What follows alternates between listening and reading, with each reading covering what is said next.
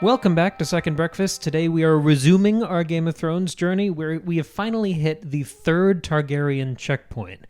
We developed this theory a little while ago that the Dany chapters sort of act as mile markers that reflect what came before and might even preview what is to come. So there's a prophetic nature to these chapters. There's a lot of symbolism, a lot of imagery, a lot of stuff to dig into. But before we jump into that, a little reminder, if you're excited for House of the Dragon, like we are, we're doing a series to prepare for that over on our Patreon. It's basically 7 chapters of the Fire and Blood book, which is George R.R. Martin's sort of history of the Targaryen dynasty. It's about 7 chapters of that book that will eventually be adapted across, I think, 4 seasons it's going to be of House of the Dragon. We're doing one of those a week over there on Patreon. They're the same kind of discussions you get here of the deep literary analysis, big dumb theories and ideas. We're doing that. We're already 2 deep. 2 episodes deep. We're already 2 deep.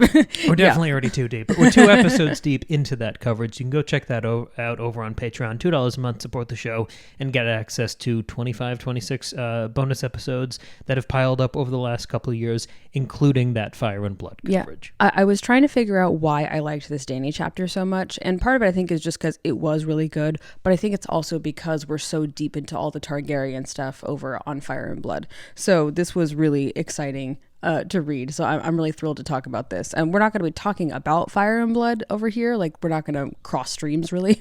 But still, I think it was on the brain. So I was excited to dive into this. He's such a good writer. He has such distinct, well-drawn characters that I literally never, ever have confused one Viserys for the other.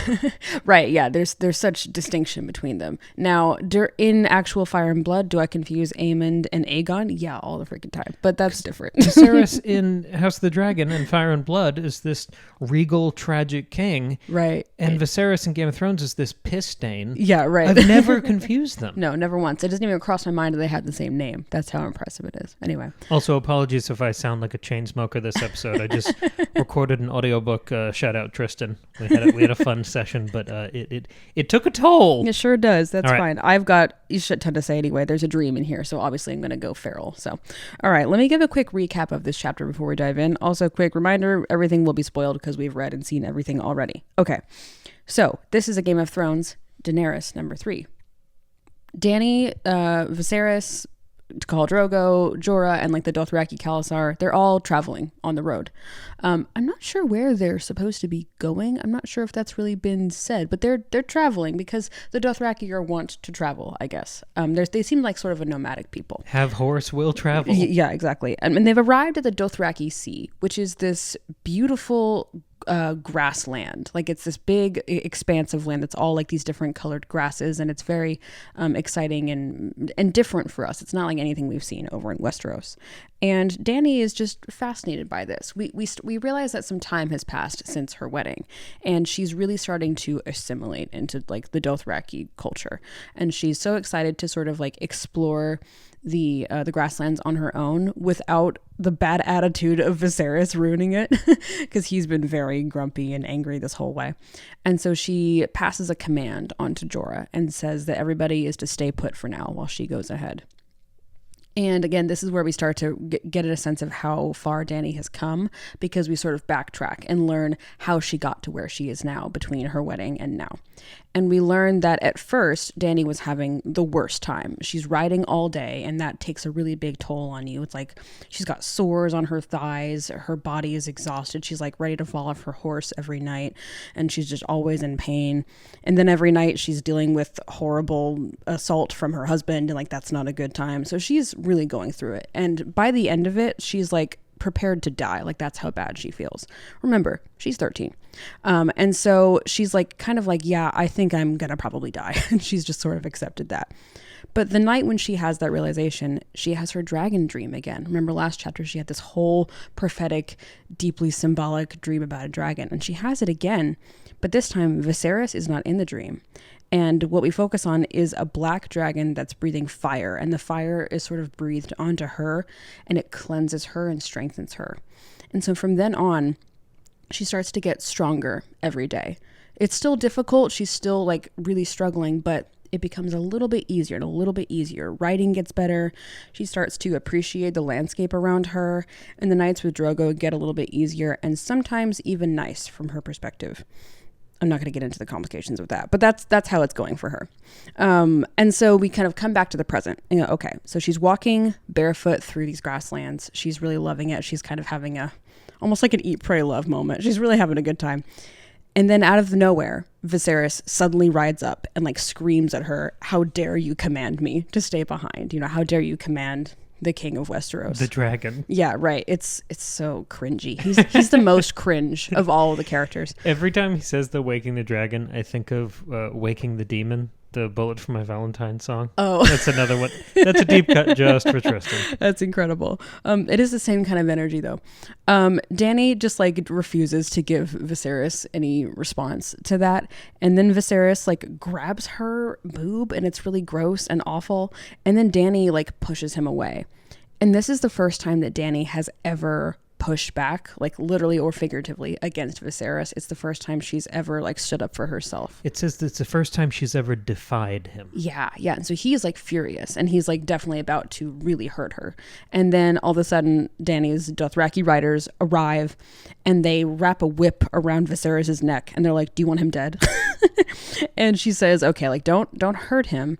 But what she decides is that for the rest of their journey, Viserys is going to walk on foot, which in Dothraki culture is a deep, deep sign of disrespect. It's like the lowest of the low doesn't ride a horse; they just walk, on behind foot. the Khalasar. Yeah, behind the Khalasar. Yeah, it's pretty awful.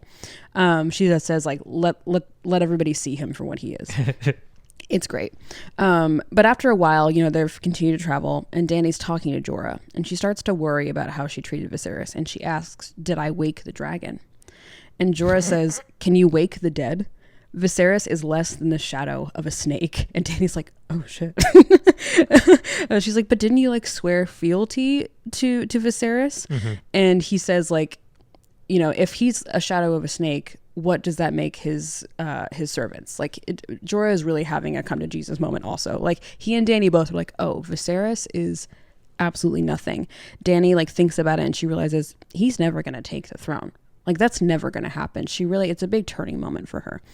And so that happens. And then a few hours later, they've like made camp, and Dany is looking at her dragon eggs, and she notices that they seem warmer. And she starts to wonder about dragons. Remember, she had the dragon dream. She's really thinking about them. And she's talking to her handmaidens about the history of dragons and the lore and stuff. And one of her maidservants named Dorea says that dragons come from the moon. And so that night, Dany asks Dorea to kind of stay behind after dinner and teach her some things about lovemaking. And then that night, Dany insists that she and Drogo go out into the moonlight instead of staying in the tent.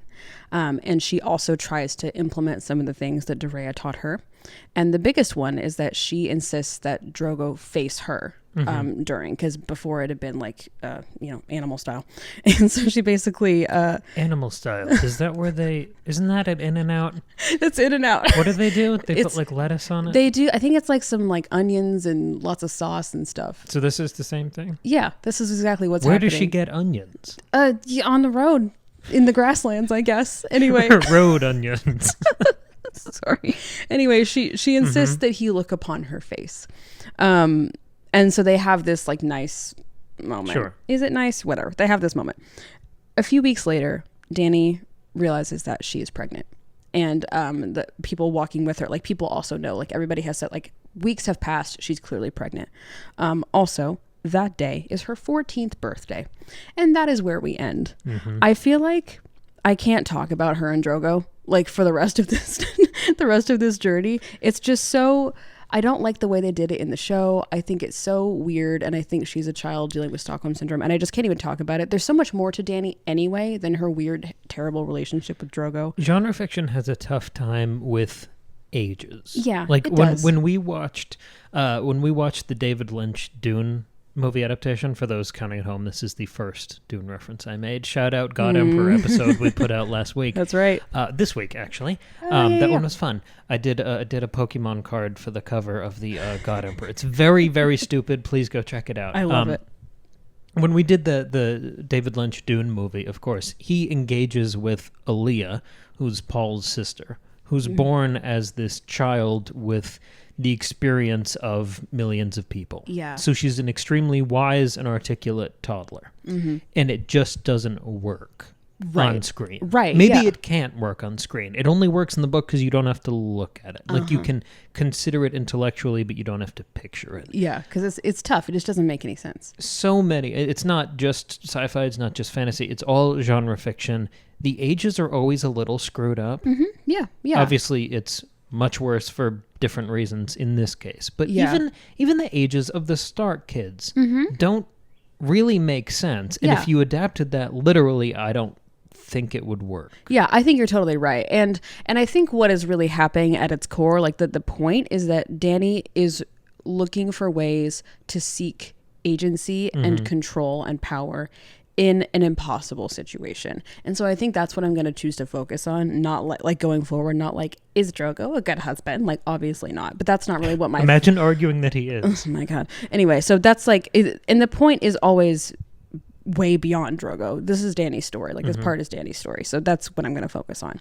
And I actually think this is a good segue. Because, of course, my anchor point when reading this chapter was the dream.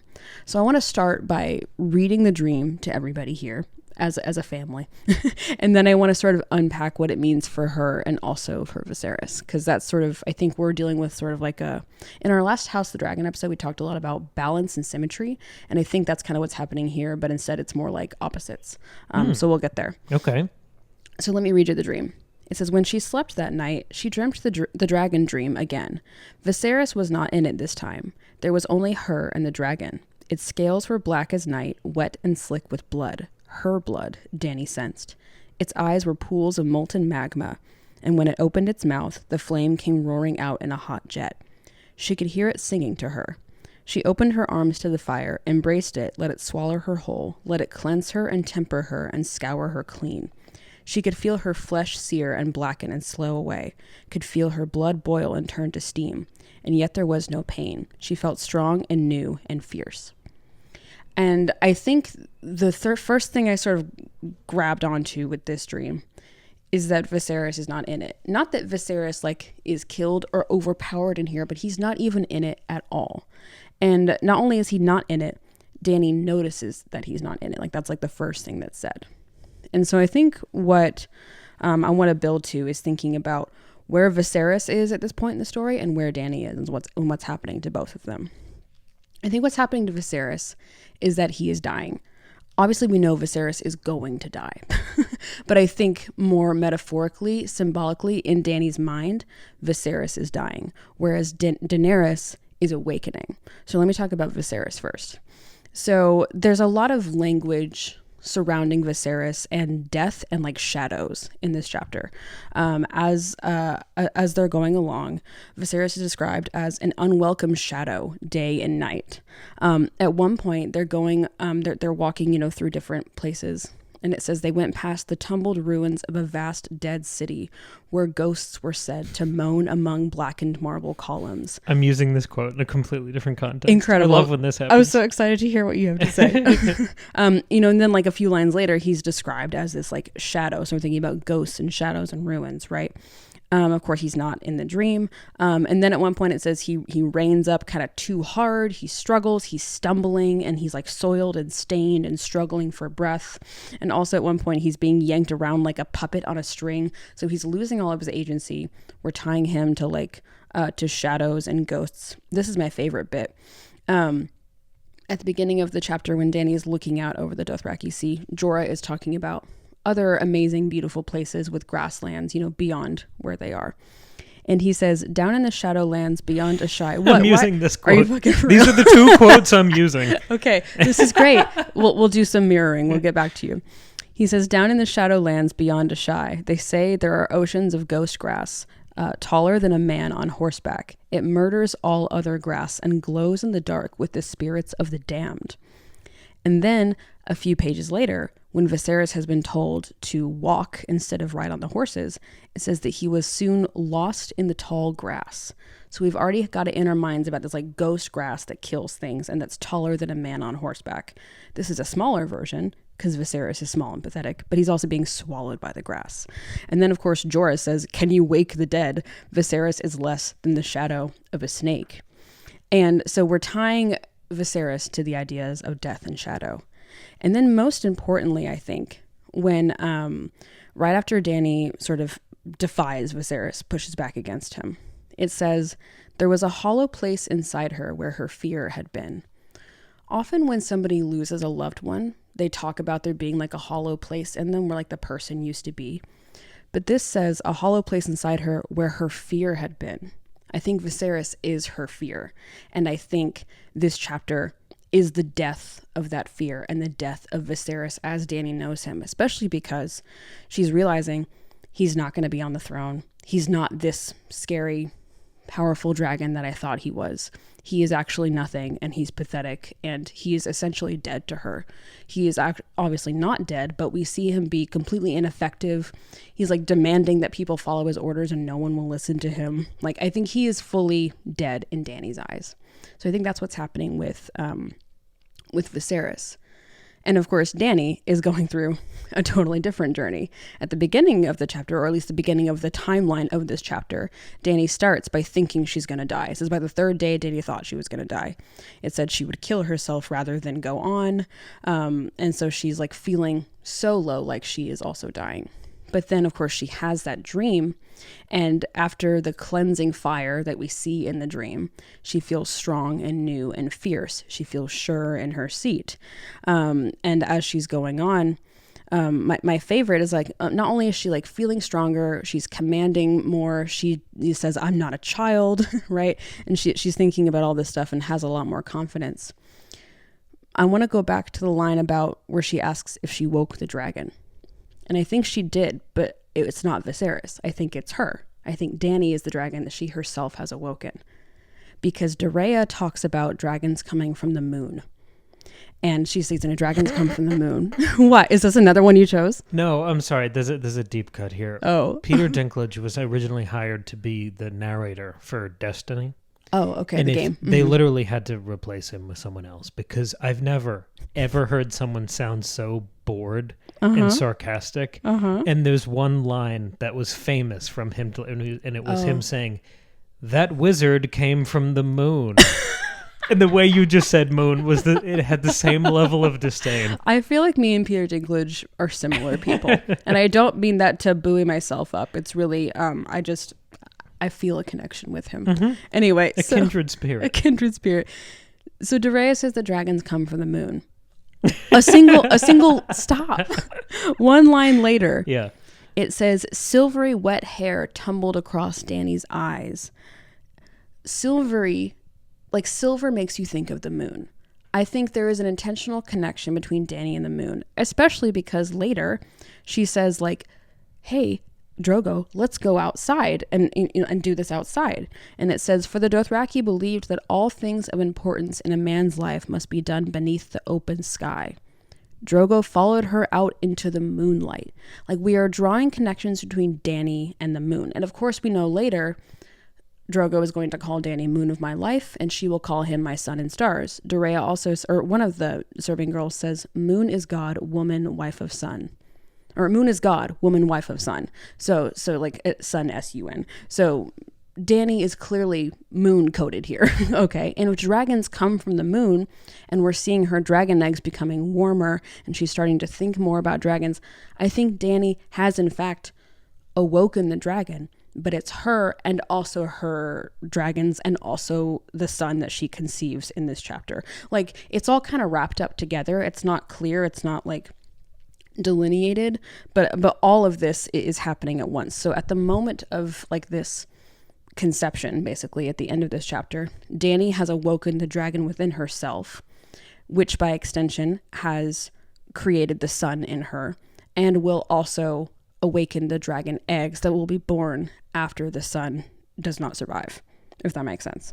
So I was really excited by the death and life, or even like dying and birth that's happening here between her and Viserys. And I never really thought about Dany as waking her own dragon, but of course that makes total sense. It's fascinating. I like the parallel you drew there. I think the way these characters diverge is permanent. I think I didn't see it this way because, and this is sort of a narrative bias of knowing what happens, I don't think Viserys is that important. So I wouldn't even ascribe a dream metaphor or ambiguity to him because Sure. I just see him as, he melts and then we move on. Right. He has a dragon named after him, who cares? Yeah, but it's like Dany doesn't realize Right, that right. until now. Like she's recognized his like how pathetic he is in the past. We noticed that from chapter 1 with her. She's like he's got a fake sword. He sucks, but she's still afraid of him. He still has deep power over her. She still thinks he's going to become king.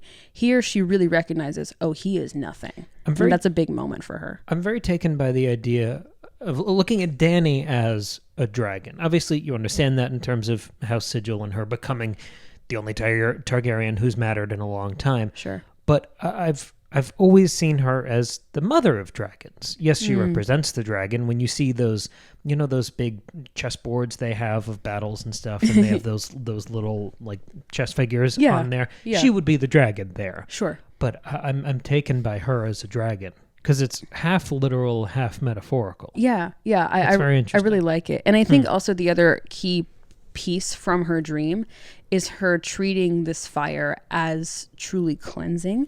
Because I think right now, if you were to ask Viserys, like, what do you like about fire? He would, I think, tap into its destructive qualities. You can have power over people with the fire. It can be like this weapon, this source of destruction, defeating your enemies. Whereas Dany here is seeing it as having a cleansing power and like a life-giving power. It brings life rather than causing death. And we kind of tapped into this with our last House of the Dragon episode. But I think what happens with Dany later and her deep flaw is that, or like maybe her downfall, is that she shifts the way she thinks about fire and it becomes a destructive thing and not a thing that brings life. Yeah, I think I'll get into the idea that it might always be destructive, but of course it is. With the rise and fall kind of symmetry here, I like that he dies indirectly from heat. That's true, yeah. Well, because he's melted, and she's reborn eventually from through heat. fire. Yeah, I like that. Love that. Interesting. Okay. So I'm curious to hear what you have to say about the exact quotes that I also pulled. Yeah. So, pardon if I have to clear my throat. I'm doing my best here. I'm really proud of you. So yeah, you sort of prompted me because you read this chapter first. You wanted me to look at this as a Targaryen checkpoint. Yeah, because I had like done all my notes and realized, oh, I didn't even think about that part, and you were like, okay, I got that. So it's only the third one, but I think the theory holds, at least through this chapter. Targaryen checkpoints, because Dany is so important to the story, but we only see her so occasionally, all of her chapters seem to have a prophetic high concept quality. And here, I think that takes the shape of the sort of niggling feeling we've had for the past number of weeks since the last Dany chapter. The big theme we've been hitting, we can... weeks, whatever. What am I saying? I don't know what you're saying. I don't know. Week in, week out. That's what it was. I was like, what are you saying? We used to edit out the brain farts. Did we? Now we just fart into the mic. It's the doom hype, right? Yeah. We've had this slow metaphorical return of the White Walkers, especially in the chapters with Jon and Tyrion up at the wall. Sure. There's been this huge existential threat coming back into the picture. The wall felt like a big White Walker. Then we had White Walkers and people disappearing, and where's Benjen Stark? True, There's this doom on the horizon, and it's growing in sort of potency. Yeah. So we begin this chapter with some grand new imagery. And again, it's that using the expanse of nature to represent other things. Yeah, yeah. And this is where I want to play with the Dothraki Sea, which I see as sort of a mirage. So I want to reread that Ghost Grass section because I also wrote it down. You'll also do it better than I did, so. Down in the Shadowlands, there's something for you to play with. Ding, ding, ding, ding. Down in the Shadowlands beyond Ashai, they say there are oceans of ghost grass, taller than a man on horseback, with stalks as pale as milk glass. It murders all other grass and glows in the dark with the spirits of the damned. The Dothraki claim that someday ghost grass will cover the entire world, and then all life will end. Yeah, that made me... I was like, White Walkers, ding, ding, ding. That's what I thought of, yeah. And when you read that, I totally see now how you get to Viserys. Yeah. When I read that, with my own individual biases, I see how I've always talked... from the very beginning of our coverage here, back years I've talked about this. this is how I wanted Game of Thrones to end. With everything dying. Yeah. Yes, I wanted the White Walkers to murder all other grass, glow in the dark with the spirits of the damned, cover the entire world, and end all life. Yeah. I wanted I've called it like the blowout ending. Sure. The graveyard, the last shot of the show. The Shakespearean. It's just whistling winds going past all these dead bodies. Right, because I think the message is that this way of being, this way of life, the culture that is existing here is not sustainable. Like, it can't continue because it's so destructive. And also because if the White Walkers are not, like, if they're such a serious force, they should win. Do you know what I mean?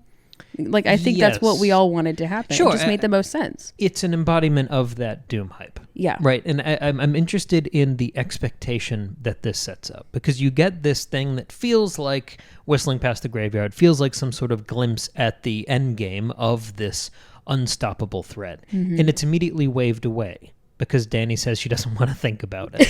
Yeah, she's still kind of a kid, you know? I have more. Oh, it's going to ruin my nice, happy day. I don't want to think about that right now. I want to sidebar with a question just to kind of develop this together. What do you think the function is of teasing this possible endgame here and now? Because I think it gives it a certain weight.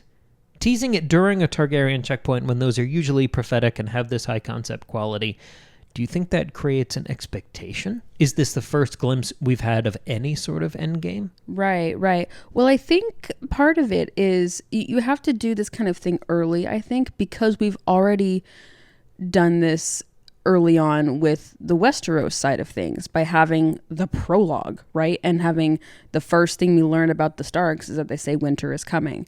What I liked so much about this grassland prophetic thing was something that I love about history and the history of art especially, is that different cultures in different times who have had no correspondence or connection with one another will often have similar stories or theories about the future, just expressed in different ways. Like, a lot of cultures have rain gods, right? A lot of cultures have some sort of devil figure. They have like an afterlife. They have a celestial realm and a terrestrial realm and a subterranean realm. Like, a lot of cultures have similar ideas. They're just represented in different ways based on like the landscape and the culture they're working in. And so basically I liked that the Dothraki have their own White Walker, winter is coming, even though it's expressed in a different way. So I think you have to say them both at the start to say, yeah, everyone is thinking about this just in their own way. I meant more for the reader. Yeah, okay. Is this the first glimpse that the reader gets of a possible endgame? We've been hyping up the White Walkers, but no one's really talked about, like, because no one really believes in the White Walkers enough to talk about the battle plans and the practicalities of what happens if they storm the wall.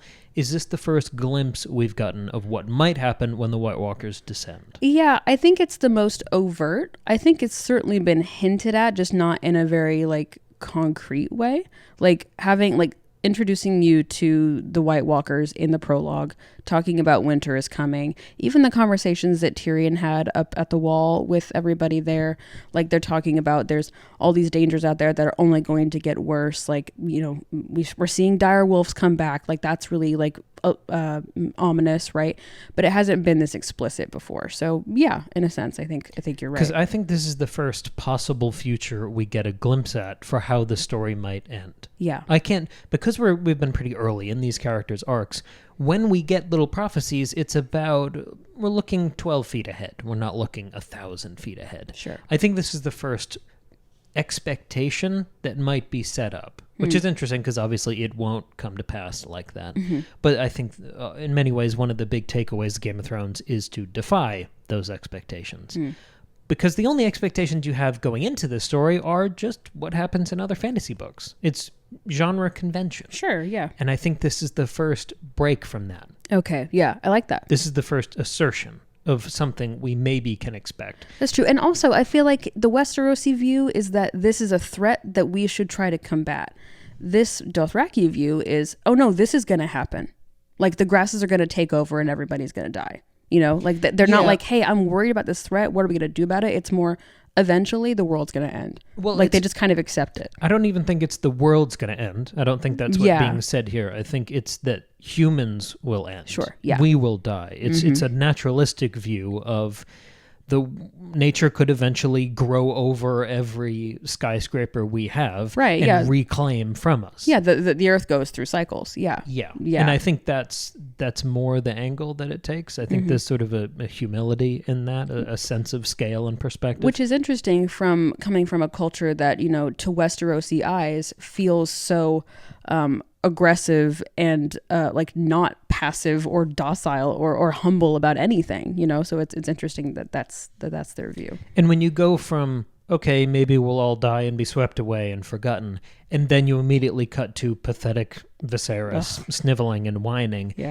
if that's setting up possibly a little expectation for the audience of how this thing's going to end, our chances aren't looking good, right? Viserys being the first person your eyes settle on after that doesn't fill you with hope. Not so much, yeah. And I wanted to set that up carefully because this is, I think, where I get to talk about the dream in a very different way. Oh, great. Okay. I was not expecting this. This happened live during my notes. I'm impressed. Normally, you don't really glom on to dreams. It's sort of a call and response thing. Okay. So I'm thinking about White Walkers. I'm reading this ghost grass imagery, the Dothraki see as White Walkers. Yeah. Basically, that's my shorthand. And then we get the dragon dream. That's fire meeting ice. That's a challenge. Yeah. That is throwing down the gauntlet, which is another sort of Endgame tease. The franchise, the series is called A Song of Ice and Fire, so I guess it would make sense at the end if there's some sort of clash. Dragons versus White Walkers would make sense. We don't think dragons exist at this point, but if you give the magic girl dragon eggs, something's going to happen. Obviously something's going to happen. We've all read Eragon.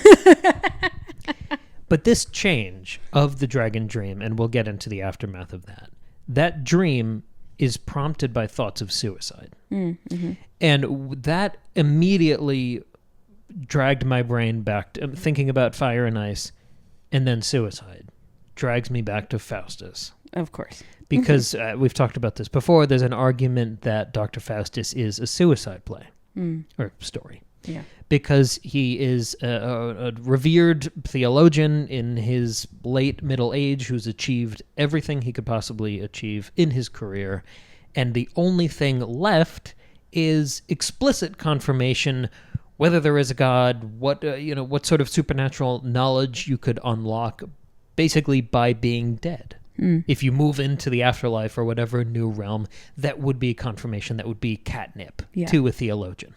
So there's an argument that him summoning the demon and entering into this contract is him sort of killing and damning himself because he's bored or listless or has lost his sense of purpose. Yeah, okay. So from that framing, and of course you have the shared sort of fiery imagery, I was starting to look at the rest of this chapter with the little comparison of dragons and demons. And if you go with that, I think a clue pops up almost immediately. After Dany has this dragon dream, which is prompted by her having suicidal thoughts, in the same way Faustus summons the demon after having suicidal thoughts. She passes through the landscape. Remember, this started because of the ghost grass. Yeah. She continues passing through the landscape, quote, where ghosts were said to moan among blackened marble columns. And later on, the grasses rose around Dany. Yeah. So she's being swallowed up, consumed, accepted by the earlier daunting imagery. While suddenly feeling empowered and enlightened. She takes control of her life, of her handmaidens, of Viserys, of Khal Drogo. Yeah. Her every single relationship she has now, her life has gotten pretty small now, but every single relationship she has changes, like turns on a dime, as if she's unlocked some ability, as if she's on the other side of a Faustian bargain. Interesting. And even the way that those terms come back, ghosts were said to moan among blackened marble columns. How do you blacken a marble column? Fire. You breathe fire on it. Yeah. The grasses rose around her. It's this absorption. Yeah. It's this consumption. And even eventually, as the imagery continues, she's, quote, submerged eventually in the Dothraki Sea. And that pulls me right back to the final shot of Dr. Faustus. When he's pulled down. which is the portal to hell opening up and him being dragged down and submerged and, you know, if you dramatize it on a stage, him disappearing underneath the stage. And that's a really freaky comparison for me to compare. It's not looking good for Dany. To compare Dany to Faustus, because I think most, you know, for the past 500 years that we've talked about this play, and that's mostly just me. Yeah. People condemn Faustus for messing with things that shouldn't be messed with. Right. That he invited this upon himself, Right. that he defied God, that he extended himself past what mortals should aspire to. I have never supported that view, but I feel even less comfortable condemning Dany. Yeah. Because what else is she supposed to do? Faustus does summon a demon, right? That's a choice he's making as a full-bodied adult. Yep. This is a 13-year-old who doesn't think she can go on in this horrible life after being traded to this horrible man. She doesn't choose to summon a demon. She doesn't request and explicitly sign a contract in her blood. It's like something unlocks within her unbidden. Yeah. This is just desperation. She doesn't have 12 off-ramps like Faustus does. And that totally changes the relationship between her and the demon, between her and the dragon, but also between us and her. Because I don't think you can condemn her. I don't think you can say she deserves damnation from what's happening. But does this dragon demon comparison work for you? Yeah. Even zooming ahead, I haven't done that part yet, but do you think that works? I think so, because I think not if you are comparing a dragon to a demonic presence, but more you're drawing the connection between the function of the demon in Faustus and the dragons here, because you're right, they do unlock something for her, and they are her bargaining chip for the rest of her life. She needs them for every single point of success that she comes upon. They are always essential. If the end of this book does not happen, if the dragons are not born, Dany dies in the desert. That is the only thing that keeps her alive and that gets her success. And I think similar to Faustus, eventually it stops working. Eventually the contract runs out or the dragons die. And she, at least according to the show, does not survive and totally falls apart. And as her dragons begin to die off, she loses that potency. Exactly. Yeah. So I think that's a total valid comparison. And also it is so sad because of the difference between these two people, because you're right. She's not choosing for this to happen. She makes a choice in that she decides to go on, but that's an admirable choice, obviously. So what else is she supposed to do? And again, I think at the beginning, when she's got her dragons, she's trying to do the right thing. I mean, she's the breaker of chains, right? She is trying to help people along the way. You said I think in our last Fire and Blood episode, Dany gets support by helping people. She brings allies to her side. The populist appeal. She doesn't destroy people along the way. She only helps people, or she destroys people who are causing great harm. So I think it's well intentioned at the beginning, and for a good chunk of her story, things start to turn later on. But yeah, I think that's a really good comparison. I like that a lot. I like the discomfort of the comparison, and I think that gives me something to hold on to. I have more of a foothold on this character now as we continue. Yeah. Obviously, now I think I can make sense of the dragons more. But to bring your character to the point where a Faustus comparison would track almost perfectly, and then to remove that agency is interesting in a character who's had so little agency so far. Yeah. But also it creates this hypothetical, because if a demon, Jiminy Cricket had popped off her shoulder and said, hey, do you want to sign this contract and look how much better your life can get? She might have done it. Yeah. She's got very little choice right now. That's right. No, I think you're right. It's that or she dies. Those are kind of her only options. She either takes control and has something to help her, whether that's a dragon or a little angel demon on her shoulder. It's that or she dies. She can't do anything else. But it gives it a novel feeling to just shift that one essential angle of the story. I think it makes it feel more original and more exciting, more fresh.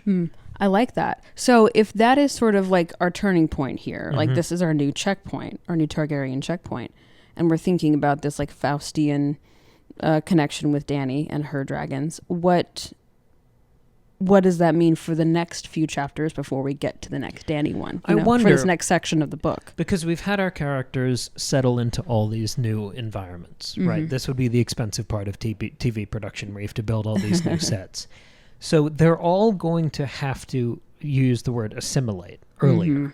And that means sort of compromising some parts of yourself. You have to negotiate down who you really are and who these new people need you to be.